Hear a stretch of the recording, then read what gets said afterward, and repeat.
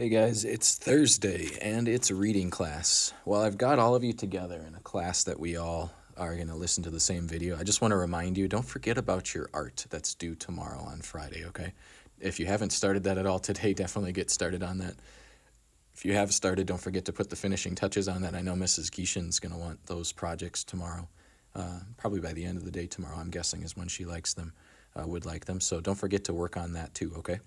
All right, let's talk about chapter 12 and the vocab words that you looked up for that section. I think the book is getting more and more interesting as we go. I've heard from some of you that you're really enjoying this book and really getting into it, even telling your parents about it and getting them into it too. So this is awesome. I'm glad to hear that many of you are enjoying this book. This is actually one of my favorite books of all time. I like this book a lot. We're going to head to 84. We're going to look for obsolete. Obsolete is on 106 in your white book if you happen to have a white copy of the book. Okay, so come join us there too. Obsolete is in the very first paragraph on 84. I'm actually going to go back to 83 and start with the words climate control way on the bottom. Here's what it says. Climate control. Snow made growing food difficult, limited the agricultural periods, farming periods, right? And unpredictable weather made transportation almost impossible at times. It wasn't a practical thing, so it became obsolete when we went to sameness, okay?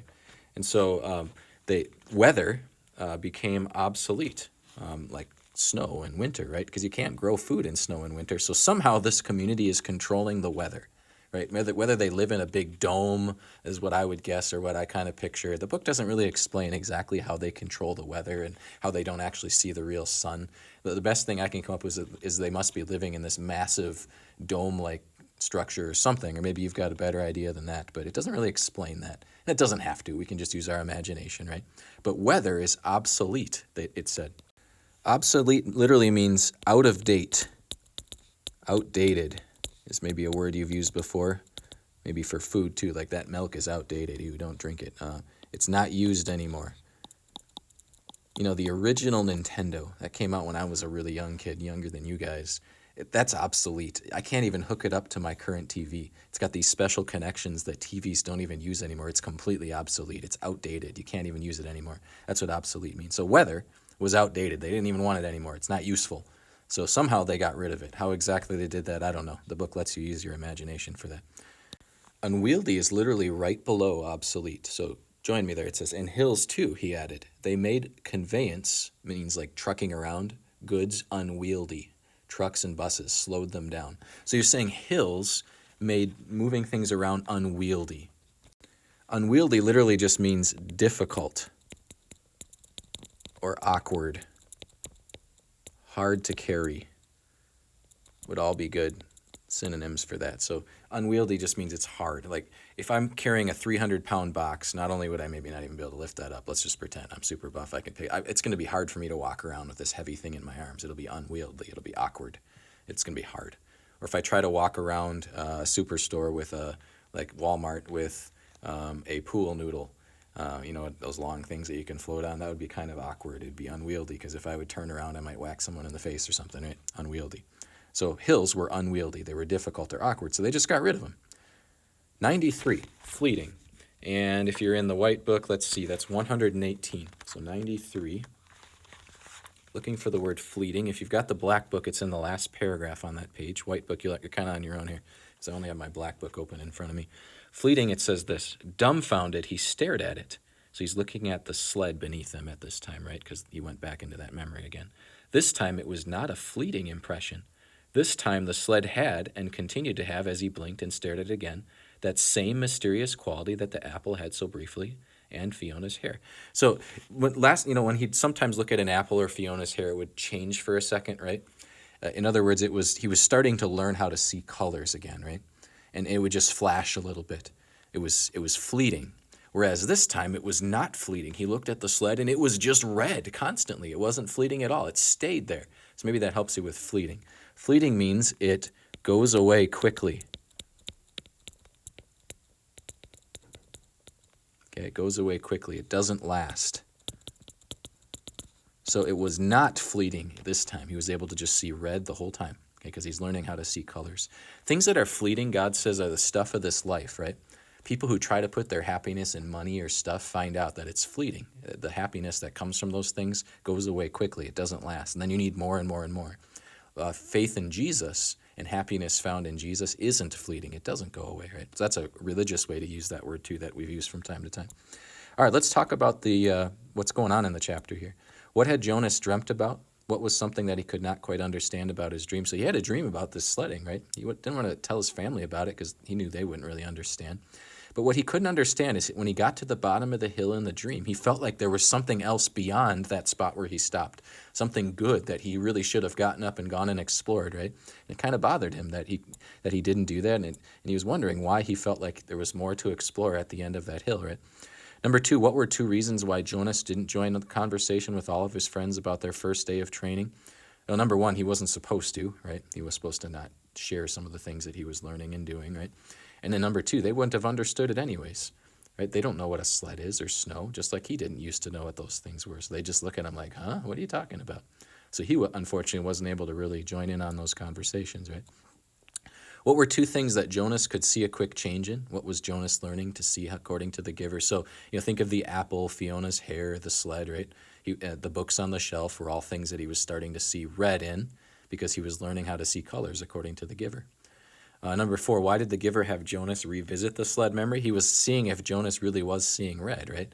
He knew the sled was red, so this time he said, Jonas, go back into that memory and look down at the sled. What color is it? Or what do you see? And he was able to figure out from that, oh, Jonas is seeing red. So he just wanted to, it was kind of a test, an experiment to see if Jonas could see that color, right? Number five, why did no one else see color anymore? Why was this choice made? Exactly how that works, the book is a little vague, but it said they chose to have sameness in this community. So literally, they chose not to be able to see colors. How exactly they did that? Probably it sounds like some different genetic, they're playing around with genes of people, right? Like a scientist can take, two different, fruits and genetically change them to be more hardy or to not die as easily in cold weather. Scientists do that all the time with plants like corn. You can do that with animals and people too. You shouldn't. God doesn't want us to mess with our bodies in that way, but that's what I would guess is how they're doing that, is they're changing people's genes so that they can't see color anymore or something like that. But they chose sameness. Why did they choose that? To choose not to see color. Colors are so cool, right? I love colors and seeing colorful things. Well, they chose that because then everybody would be the same, and then there wouldn't be fights, right? Nobody would have black skin and white skin, or red, colored Indian skin versus white skin, and they thought color caused too many problems, right? So they chose to be the same. Again, in this community, they're trying to make everything the same to try to get rid of the bad things of the world, like arguing and jealousy and things like that, right? Or racism. And then what new memory was the giver going to give Jonas as the chapter ended? He was going to give him the memory of a rainbow, so to see if Jonas could learn to see all the other colors besides red too. So that's kind of an interesting way that this story ended. Again, you see the science fiction here, right? There's a lot of things in this story, like they're controlling the climate and they don't see the sun, and he's able to transfer memories with his hands to Jonas's by just touching his back. And obviously these things can't really happen in real life, but that's where we use our imagination, and that's where the science fiction comes in, and we just say, okay, in this story it's possible. And so don't get too caught up in some of those details. For books like this, or Star Wars, you don't go, hey, how a lightsaber is not really possible, so I want to figure out, in real life you can't really have a laser that just stops, at least right now with modern technology, right? But just you go along with it, right? You imagine it. Okay, in that specific story, that's possible. And so in this story, there's some things that are interesting that are possible. That's what makes it science fiction. Some people really like science fiction and being able to have things possible that aren't really possible in real life. I happen to be one of those people. Other people don't really like that, and they can't get past that. So you'll have to decide what category you fall into. But I happen to like books like this, and I'm hoping a lot of you guys are too. So we looked at cause and effect yesterday as one of our reading skills that we're working on with this book. Remember, cause is a big event or that happens or a choice that's made, and an effect is what happens because of that, right? So for instance, Jonas chose to just volunteer at many different places, right? That's the cause. And so what effect happened? Well, he didn't know what he was going to get assigned to. He wasn't sure, right? And so we'll revisit that eventually. Today we're going to talk about reading with expression. Reading with expression means almost like play acting with your voice. When you read something out loud, it's good to play act with your voice. Or sometimes we just read in our head, but you can hear your own voice in your head, right? And you can read with expression even in your own head, even if you're not actually saying the words. It's kind of like you're doing a play, right? You're making the different sounds of the characters and things like that. There's a couple reasons why it's important to read with expression. One obvious one is it makes it more fun and exciting.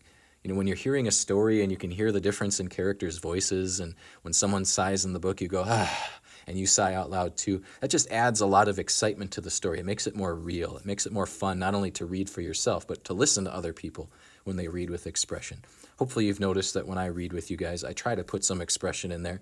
I have to admit, on some days I'm more tired than others. It's harder than to get my real excited about it or something. But most days I think I try to do a good job of reading with expression for you.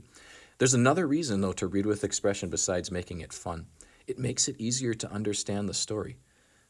If you can really picture with your voice and act it out, how a character is feeling or how they must be saying something, either in a soft, gentle way or an angry, loud way, that can help your brain latch on to the meaning of a story better. So even if you're just reading by yourself and not for someone else, reading with expression either in your own head or out loud is a great way to help yourself understand the story better. So there are really 4 things you want to do to read with good expression.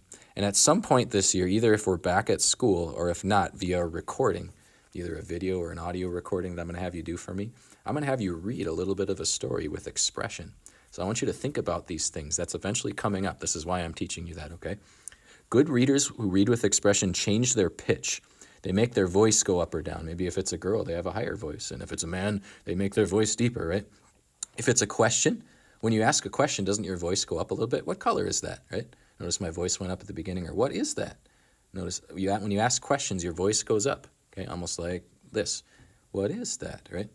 Or how do you know? And notice my voice went up at the end, kind of my pitch of my voice, right? If you're doing a narrator, usually you make your voice a little lower, okay, to understand that that's the narrator talking. Then you make different voices for different sounding voices, higher, low pitches for men, low, right, or women a little higher, or kids a little higher, and older adults maybe a little lower. It's good to change your voice. It helps you catch the differences when different people are talking. Good readers with expression change their rhythm. They speed up or they slow down, in other words, at different spots in the reading. If it's a really exciting part, oh no, he's getting to the edge, you might speed up your voice because that adds tension, right? Or as if there's a relaxing, quiet, sleepy scene, you slow your voice down and go to sleep, right? And you can change the rhythm or the speed that you're reading with. Good readers pause at the end of sentences to help thoughts not get mixed up together, okay? And after commas, a little bit shorter of a pause, but after commas too are good places to pause. So speeding up can add excitement and tension, whereas slowing down can make it sound more calm. It's good to choose when to do those things. Good readers with expression change volume, right? If it's a exciting, loud part of the book, they make their voice louder, right?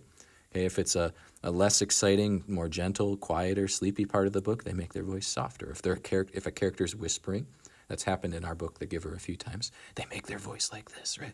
Maybe not a full whisper so you can still hear it, but it sounds more like a whisper. Or if a character's shouting at someone in an angry way, they make their voice louder versus just having a normal conversation, quieter, right? And so acting that out with the volume of your voice is good. And then changing your tone. Sometimes a tone just means how you're saying it. Are you saying it with anger or with gentleness? So sometimes having a soft, warm voice if it's a kind, gentle character, right? Or sometimes if it's an angry, upset character, you make your voice tone cold and hard, right? And act it out that way to get that feeling out, okay? You can make a character sound really sad, right? Or really happy, right? Or scared, oh no, put that tension in your voice, or excited, yes, I can't wait, right? You can change your voice and act those out. Again, not only to make the story more fun when you read for yourself or for other people, but it's also good to read with expression to help yourself understand what the characters are feeling and going through, and to understand what's exactly happening in the story. So it's a good and important skill. So eventually you're going to read a part of a story to me on a recording. Don't have to show yourself. It could just be an audio recording. But you're going to practice doing these things. So today, when I read the next chapter, which is chapter 13 today, I'm going to try to do an amazing job. I'll try. You can let me know how I do. But I'm going to try to do an extra amazing job of doing these 4 things: changing my pitch, changing my rhythm, changing my volume, changing my tone. So I really kind of almost like act out this story with my voice. You can let me know how I do. And maybe if I did extra well today, you can give me a thumbs up or something. Okay? So here we go. Let's read chapter 13 and see how well I do with reading with expression as we go. If you're in the black book, it's on 97. I'm sure you'll be able to find it if you're in the white book too. It's a little bit of a longer section than we normally read together, so that's why this video is a little longer. Listen for the code word. It's coming. It's a painful one for me to say. I'll give you that hint, but it's coming at some point while I read here. So thanks for listening to this video right along with us. Here we go. Days went by and weeks. Jonas learned, through the memories, the names of colors, and now he began to see them all. In his ordinary life, though he knew it was ordinary no longer and would never be again. But they didn't last. There would be a glimpse of green, the landscaped lawn around the central plaza, a bush on the riverbank, the bright orange of pumpkins being tucked in from the agricultural, the farming fields, beyond the community boundary, seen in an instant, the flash of brilliant color, but gone again, returning to their flat and hueless shade. The giver told him that it would be a very long time before he had the colors to keep. "But I want them," Jonas said angrily. "It isn't fair that nothing has color." "Not fair?" The giver looked at Jonas curiously. "Explain what you mean." "Well," Jonas had to stop and think it through. "If everything's the same, then there aren't any choices. I want to wake up in the morning and decide things. A blue tunic or a red one." Tunic, remember, means like shirt. He looked down at himself and the colorless fabric of his clothing. "But it's all the same, always." Notice you can hear the anger in my voice. Jonas is getting a little upset that there's no colors. Hopefully you could hear the anger in the way I acted that out for you. Top of page 98. Then he laughed a little. "I know it's not important what you wear. It doesn't matter, but it's the choosing that's important, isn't it?" the giver asked him. Jonas nodded. "My little brother," he began, and then corrected himself. "No, that's inaccurate. He's not my little brother, not really. But this new child that my family takes care of, his name's Gabriel?" "Yes, I know about Gabriel." "Well, he's at the age where he's learning so much. He grabs toys when we hold them in front of him. My father says he's learning small muscle control, and he's really cute." The giver nodded. "But now that I can see colors, at least sometimes, I was just thinking, what if we could hold up things that were bright red or bright yellow, and he could choose instead of the sameness?" "He might make the wrong choices." "Oh." Jonas was silent for a moment. "I see what you mean. It wouldn't matter for a new child's toy, but later it does matter, doesn't it? We don't dare to let people make choices of their own." "Not safe?" the giver suggested. "Definitely not safe," Jonas said with certainty. "What if they were allowed to choose their own mate and chose wrong?" So notice Jonas has always lived in a society where he's not allowed to make choices. So there's a cause, right? That's a big thing that's happened to him. And so what's the effect on him? He thinks choices are bad. And it's true, people can make the wrong choices, but aren't choices good sometimes? You know, if I go to the grocery store to buy a piece of candy, it's fun to have 20 choices instead of just all Hershey's bars or something, right? Even though those are good too. And so Jonas has been conditioned to think that choices are bad. We'll see if that changes for him as the book goes along. There's a little cause and effect, right? "Or what if," he went on, almost laughing at the absurdity, "they chose their own job?" "Frightening, isn't it?" the giver said. Jonas chuckled. "Very frightening. I can't even imagine it. We really have to protect people from wrong choices." Top of 99. "It's safer." "Yes," Jonas agreed, "much safer." But when the conversation turned to other things, Jonas was left still, with a feeling of frustration that he didn't understand. He found that he was often angry now, irrationally angry at his groupmates, that they were satisfied with their lives which had none of the vibrance his own was taking on. And he was angry at himself that he could not change that for him. He tried, without asking permission from the giver because he feared or knew that it would be denied. He tried to give his new awareness to his friends. "Asher," Jonas said one morning, "look at those flowers carefully." They were standing beside a bed of geraniums planted near the Hall of Open Records. He put his hand on Asher's shoulders and concentrated on the red of the petals, trying to hold it as long as he could, and trying at the same time to transmit the awareness of red to his friend. "What's the matter?" Asher asked uneasily. "Is something wrong?" He moved away from Jonas's hand. It was extremely rude for one citizen to touch another outside of the family units. "No, nothing. I thought for a minute that they were wilting, and we should let the gardening crew know they needed more watering." Jonas sighed and turned away. One evening he came home from his training, weighted with new knowledge. The giver had chosen a startling and disturbing memory that day. Under the touch of his hands, Jonas had found himself suddenly in a place that was completely alien, hot and windswept under a vast, top of 100, blue sky. There were tufts of sparse grass, a few bushes and rocks, and nearby he could see an area of thicker vegetation, broad, low trees outlined against the sky. He could hear noises, the sharp crack of weapons. He perceived the word guns, and then shouts, and an immense crashing thud as something fell, tearing branches from the trees. He heard voices calling to one another. Peering from the place where he stood hidden behind some shrubbery, he was reminded of what the giver had told him, that there had been a time when flesh had different colors. 2 of those men had dark brown skin. The others were light. Going closer, he watched them hack the tusks from a motionless elephant on the ground and haul them away, splattered with blood. He felt himself overwhelmed with a new perception of the color he knew as red. Then the men were gone, speeding toward the horizon in a vehicle that spit pebbles from its whirling tires. One hit his forehead and stung him there, but the memory continued, though Jonas ached for it now to end. Now he saw another elephant emerge from the place where it had stood hidden in the trees. Very slowly it walked to the mutilated body and looked down. With its sinuous trunk it stroked the huge corpse. Then it reached up, broke some leafy branches with a snap, and draped them over the mass of torn, thick flesh. Finally it tilted its massive head, raised its trunk, and roared into the empty landscape. Jonas had never heard such a sound. It was a sound of rage and grief, and it seemed to never end. So, by the way, that's a true thing. Elephants do mourn their dead, almost like people do. They get really sad. Sometimes they'll even cover them with branches, almost like we bury people, right? And so Jonas is seeing this in a memory, and hopefully you heard the excitement in my voice. It was kind of an exciting scene with hunters yelling and a crack of a gun, right? My speed picked up a little bit, and I tried to throw a little more emphasis on words again. Voice acting, right? Reading with expression. Last paragraph on 100.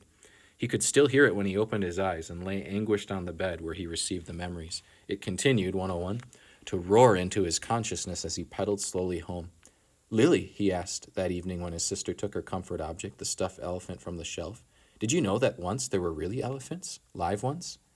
She glanced down at the ragged comfort object and grinned. Right, she said skeptically. Sure, Jonas.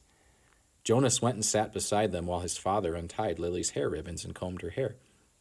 He placed one hand on each of their shoulders. With all of his being, he tried to give each of them a piece of the memory, not of the tortured cry of the elephant, but of the being of the elephant, of the towering, immense creature, and the meticulous touch with which it had tended its friend at the end. But his father had continued to comb Lily's long hair, and Lily, impatient, had finally wiggled under her brother's touch. Jonas, she said, you're hurting me with your hand. I apologize for hurting you, Lily, Jonas mumbled and took his hand away. Accept your apology, Lily responded indifferently, stroking the lifeless elephant. Giver, Jonas asked once as they prepared for the day's work, don't you have a spouse? Notice how I changed my voice for that question, right? Aren't you allowed to apply for one? Although he was exempted from the rules against rudeness, he was aware that this was a rude question. But the giver had encouraged all of his questions, not seeming to be embarrassed or offended, even the most personal. The giver chuckled. No, there's no rule against it, top of 102. And I did have a spouse. You're forgetting how old I am, Jonas. My former spouse lives now with the childless adults. Oh, of course. Jonas had forgotten the giver's obvious age. When the adults of the community became older, their lives became different. They were no longer needed to create family units. Jonas's own parents, when he and Lily were grown, would go to live with the childless adults. Kind of like a retirement community, right? You'll be able to apply for a spouse, Jonas, if you want to. I'll warn you, though, that it will be difficult. Your living arrangements will have to be different from those of most family units because the books are forbidden to citizens. You and I are the only ones with access to the books. Jonas glanced around at the astonishing array of volumes. From time to time he could see their colors. With the hours together, his and the giver's, consumed by conversation and by the transmission of memories, Jonas had not yet opened any of the books. But he read the titles here and there and knew that they contained all of the knowledge of centuries, and that one day they would belong to him. So if I have a spouse and maybe children, I will have to hide the books from them? The giver nodded. I wasn't permitted to share the books with my spouse, that's correct. And there are other difficulties too. You remember the rule that says the new receiver can't talk about his training? Jonas nodded. Of course he remembered. It had turned out by far to be the most frustrating of the rules he was required to obey. Top of 103. When you become the official receiver, when we're finished here, you'll be given a whole new set of rules. Those are rules that I obey, and it won't surprise you that I'm forbidden to talk about my work to anyone except the new receiver. That's you, of course. So there will be a whole part of your life which you won't be able to share with a family. It's hard, Jonas. It was hard for me. You do understand, don't you, that this is my life, the memories? Jonas nodded again, but he was puzzled. Didn't life consist of the things you did each day? There wasn't anything else, really. I've seen you taking walks, he said. The giver sighed. I walk, I eat at mealtime, and when I'm called by the committee of elders, I appear before them to give them counsel and advice. Do you advise them often? Jonas was a little frightened at the thought that one day he would be the one to advise the ruling body. But the giver said no, rarely. only when they are faced with something that they have not experienced before. Then they call upon me to use the memories and advise them. But it very seldom happens. Sometimes I'd wish they'd ask for my wisdom more often. There are so many things I could tell them, things I wish they would change, but they don't want change. Life here is so ordinary, so predictable, so painless. It's what they've chosen. So now you understand a little bit more about why there is this receiver, right? They want somebody to have all these bad memories so that they can get advice to make sure that they don't do anything bad that's been done in the past, right? But they don't want the memories themselves. So that's why they have a receiver. They have one person whose job it is to know all these memories, good and bad. And, if they're making a big decision, they might ask the receiver, what do you know from past? Is this okay? Is this going to lead to bad things? And that's it. That way they don't have to worry about bad memories and war and things like that. Only one person has to. Is that making some sense now? Why Jonas and this guy, the giver's job, have been to have all these memories, right? Bottom of 103. I don't know why they even need a receiver then if they never call upon him, Jonas commented.